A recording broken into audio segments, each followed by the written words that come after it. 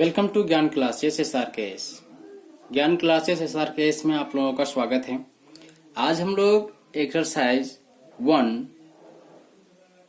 Science subject का रासायनिक अभिक्रियाएं एवं समीकरण का ये पार्ट 2 वीडियो होने वाला है, जहां पे हम लोग कुछ रिएक्शंस के बारे में जानेंगे, उसके डेफिनेशंस को जानेंगे और उसके एग्जाम्पल को जानेंगे। ठीक है, तो चलिए वीडियो शुरू करते हैं।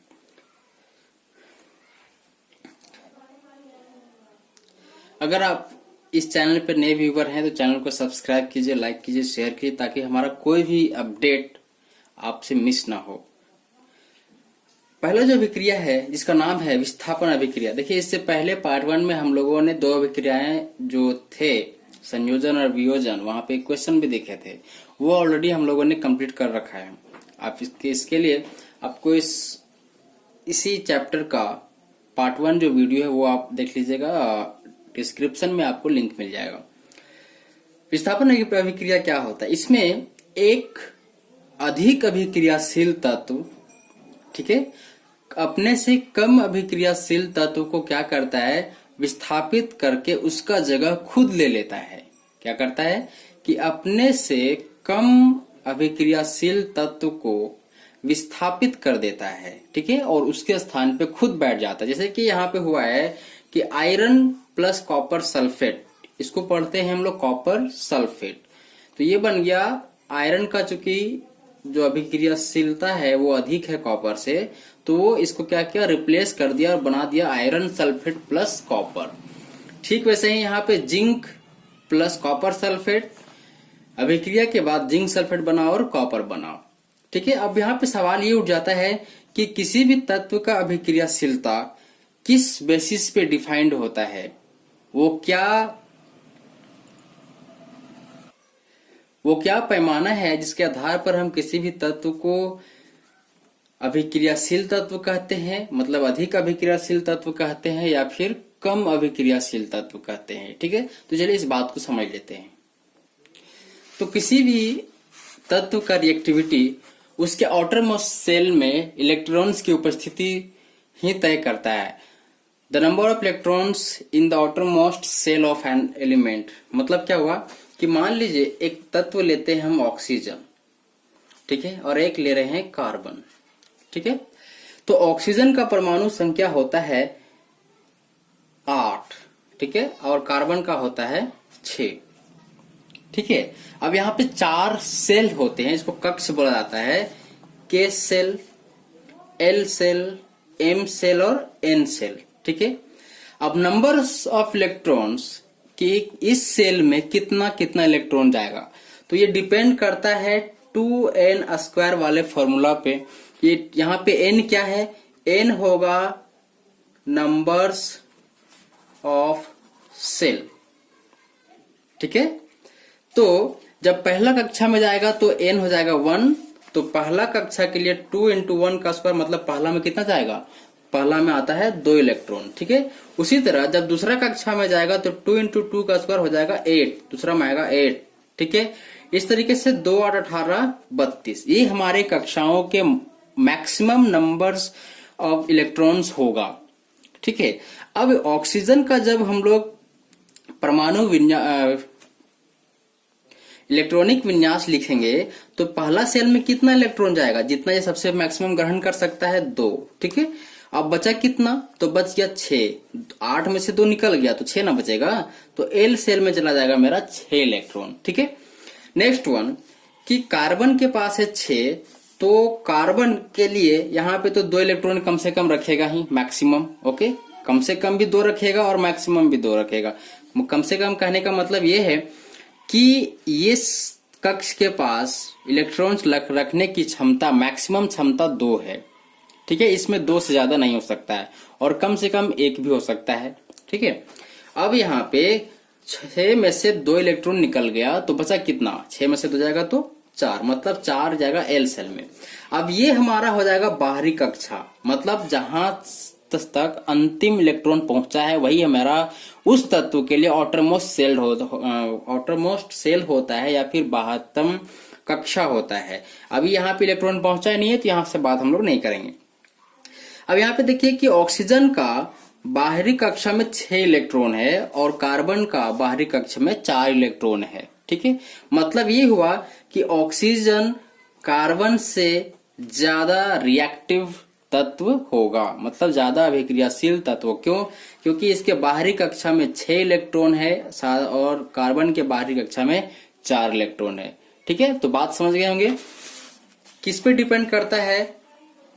Numbers of electron in the outermost cell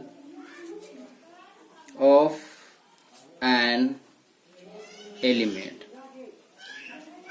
ठीक है, किसी भी तत्व के बाहरी कक्ष में जो इलेक्ट्रॉन होंगे, जितना ज्यादा इलेक्ट्रॉन होगा वो उतना ज्यादा रिएक्टिव होगा।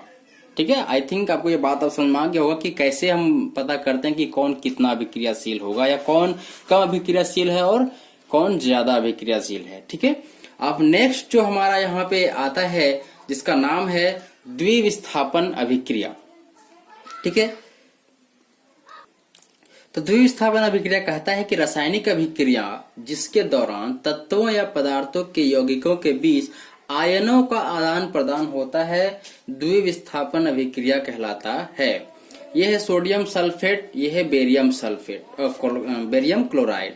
तो ये क्या किया कि आयन का आदान प्रदान कर लिया, मतलब ये बेरियम सल्फेट ये इसके स्थान पे आ गया और ये सोडियम सल्फेट यहाँ चला गया। साथ ही साथ इस चीज का हमेशा ख्याल रखें कि क्या जो हमको रिएक्शन दिया हुआ है वो संतुलित है या फिर नहीं है। तो देखिए यहाँ पे सोडियम 2 है, इधर सोडियम बना है, 1 बना था 2 कर दिए। ठीक है, और यहाँ पे क्लोरीन 2 था, ये वह बराबर हो गया। अब यहाँ पे एक बात आ गया, इसको हम लोग बोल रहे हैं आयन। ये आयन क्या होता है? आयन वाला बात जो है हमको यहीं से समझना है कि किस प्रकार से चार्ज का फॉर्मेशन होता है। There are 2 types of charges, positive charges and negative charges. Charge मतलब हो गया आपका आयन, एक होता है पॉजिटिव और दूसरा होता है नेगेटिव। अब ये पॉजिटिव चार्ज कब आएगा और ये नेगेटिव चार्ज कब आएगा? जब कोई तत्व के बाहरी कक्ष में, जब कोई तत्व के बाहरी कक्ष में आधा से ज्यादा, क्या बोल रहे ध्यान सुनिएगा, जब किसी तत्व के बाह्यतम कक्ष में आधा से ज्यादा इलेक्ट्रॉन हो जाएगा तो वो हमेशा अपने आप को अस्थायी करना चाहेगा और अस्थायी करने के लिए वो इलेक्ट्रॉन्स को ग्रहण करेगा। मतलब जो इलेक्ट्रॉन लेगा वो पॉजिटिव नेगेटिव चार्ज कंटेन करेगा और जिस तत्व के बाह्यतम कक्ष में आधा से कम इलेक्ट्रॉन होगा वो हमेशा देगा। मतलब यहाँ पे देखिए ये ऑक्सीजन का बाह्यतम कक्ष में 6 इलेक्ट्रॉन है। ठीक है, अब यहाँ पे इस सेल का मैक्सिमम कैपेसिटी कितना है? 8 इलेक्ट्रॉन। 8 का आधा हो जाता है 4, मतलब ये 4 इसका आधा आधा है। ठीक है, अब जो 6 इलेक्ट्रॉन है वो आधा से तो ज्यादा है ना। 6 इलेक्ट्रॉन आधा से क्या हो गया? ज्यादा हो गया। मतलब यहाँ पे ऑक्सीजन 2 इलेक्ट्रॉन जो है वो ग्रहण करेगा किसी और तत्व के साथ। ठीक है, उसका ये शेयर कर लेगा। और जो कार्बन है, कार्बन का इलेक्ट्रॉन है 4 और यहाँ पे एल सेल में मैक्सिमम जो 8 है उसका आधा हो जाता है 4, मतलब ये इक्वल है। इस स्थिति में जब आधा ही इलेक्ट्रॉन बाह्यतम कक्षा में होगा और उस तक बाहरी कक्ष का आधा इलेक्ट्रॉन इस numbers of electron of an element जो सेल में है उसके बराबर हो जाता है, तो वो दोनों काम कर सकता है, लेगा भी और देगा भी। यहाँ पे ऑक्सीजन लेने का काम करेगा, देने का काम नहीं कर सकता है। क्यों नहीं कर सकता है? क्योंकि उसके पास आधा से ज्यादा इलेक्ट्रॉन है। अगर मान लीजिए कि ये केस हम ले लेते हैं हाइड्रोजन का, तो हाइड्रोजन का परमाणु संख्या होता है 1, मतलब ये हुआ कि के सेल में 1 इलेक्ट्रॉन जाएगा और ये बाह्य कक्ष में इसका जो है 1 इलेक्ट्रॉन है के सेल में। ठीक है, अब इसके पास आधा है। या फिर हम ले लेते हैं हीलियम। ठीक है, तो हीलियम का परमाणु संख्या 2 होता है, तो पहला कक्ष में, ठीक है, मैक्सिमम इलेक्ट्रॉन कितना देगा? ये 2 देगा, तो दूसरा कक्ष में कुछ गया ही नहीं। ठीक है, तो ये स्टेबल है, इसको कुछ लेने देने का जरूरत नहीं है।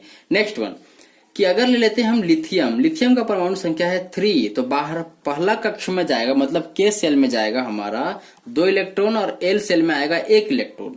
अब एल सेल का मैक्सिमम कैपेसिटी है 8 इलेक्ट्रॉन ग्रहण करने का, ठीक है। अब ये 8 इलेक्ट्रॉन जब ग्रहण करेगा तो इसका आधा होता है 4 इलेक्ट्रॉन, और ये जो 1 है वो 4 से क्या है, कम है, 4 से कम है।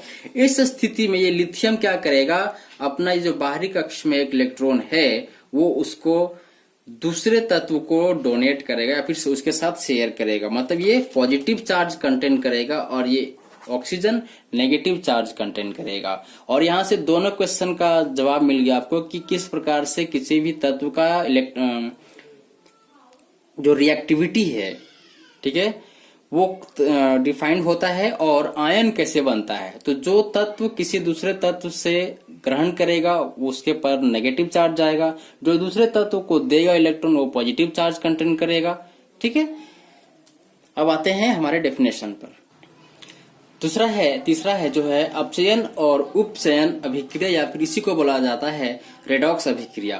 तो इस अभिक्रिया को समझने से पहले आपको ये जानना जरूरी है कि अपचयन अभिक्रिया किसको कहते हैं और उपचयन अभिक्रिया किसे कहते हैं। तो अपचयन का मतलब होता है कि किसी भी पदार्थ में ऑक्सीजन की कमी होना, ठीक है, और उपचयन का मतलब होता है कि किसी भी पदार्थ में ऑक्सीजन की वृद्धि होना, ठीक है। मतलब क्या हुआ कि किसी भी रासायनिक अभिक्रिया के दौरान एक पदार्थ उपचयित, तो उपचयित कौन होगा, ऑक्सीजन होगा, मतलब उसका वृद्धि होगा, और दूसरा पदार्थ अपचयित मतलब उसमें ऑक्सीजन की कमी होगा, तो उसको रेडॉक्स अभिक्रिया या फिर उपचयन अपचयन अभिक्रिया कहते हैं। यहाँ पे देखिए कॉपर ऑक्साइड है और ये हाइड्रोजन है, तो यहां से क्या हुआ कि कॉपर में ऑक्सीजन की कमी हुई है, कॉपर में ऑक्सीजन की कमी हुई, यहाँ पे ऑक्सीजन था यहाँ पे नहीं है, लेकिन हाइड्रोजन में ऑक्सीजन की कमी नहीं बल्कि वृद्धि हुई है। तो ऐसे में जिसमें कमी हुआ है उसको बोलेंगे कि यहाँ पे अपचयन हुआ है। क्या हुआ यहाँ पे अपचयन हो गया, और यहाँ पे हो गया है उपचयन, ठीक है। यहाँ पे आपको लिखना पड़ेगा कि उपचयन, ठीक है। तो जिस तत्व या जिस यौगिक में ऑक्सीजन की कमी होगा उसको बोलेंगे कि वहां पे अपचयन हुआ है, और जहां पे जिस तत्व या यौगिक में ऑक्सीजन की वृद्धि होगी वहां पे उसको बोलेंगे कि वहां पे उपचयन हो गया है। इसके बाद 2 अभिक्रियाएं आती हैं जिसका नाम है ऊष्मक्षेपी अभिक्रिया और ऊष्मशोषी अभिक्रिया, ठीक है। अब ऊष्मक्षेपी अभिक्रिया क्या होता है कि जिसमें अभिक्रिया होने के बाद उत्पाद तो बनेगा और उत्पाद बनने के साथ साथ उष्मा का वहां से उत्सर्जन भी होगा या फिर उष्मा उत्पन्न भी होगा, उसको ऊष्मक्षेपी अभिक्रिया कहते हैं। और ऊष्मशोषी अभिक्रिया क्या होता है कि जिसमें अभिक्रिया होने के लिए ऊर्जा देना पड़ता है, मतलब उष्मा इधर से हमको लगाना पड़ेगा, गर्म करना पड़ेगा, हीट करना पड़ेगा। अब यहाँ पे 2 चीज ध्यान में रखिएगा कि जितने भी संयोजन अभिक्रियाएं हैं वो सारे ऊष्मक्षेपी अभिक्रिया के उदाहरण हैं, और जितने भी वियोजन अभिक्रियाएं हैं वो सारे ऊष्मशोषी अभिक्रिया के उदाहरण हैं। चलिए सीधा डेफिनेशन देखते हैं। तो ये हमारा डेफिनेशन है जो कहता है कि रासायनिक अभिक्रिया जिसके दौरान पदार्थ के निर्माण के साथ साथ उष्मा उत्पन्न होती है ऊष्मक्षेपी अभिक्रिया कहलाता है H2+O2, ठीक है।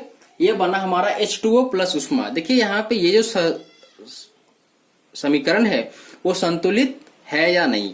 H2 था, H2 है, ठीक है। O2 था, O2 नहीं है, तो यहाँ पे 2 और ये 2, अब ये 2 दूना 4, ये 4 बराबर हो गया।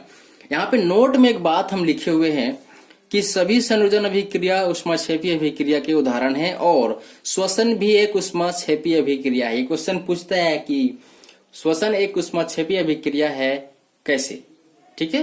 तो वहां पे ही बात लिखना होगा कि ऊष्मक्षेपी अभिक्रिया में उष्मा का निर्माण होता है या फिर उष्मा उत्पन्न होती है, और श्वसन के क्रिया के दौरान भी उष्मा उत्पन्न होती है, जिस कारण से इसे ऊष्मक्षेपी अभिक्रिया कही जाती है।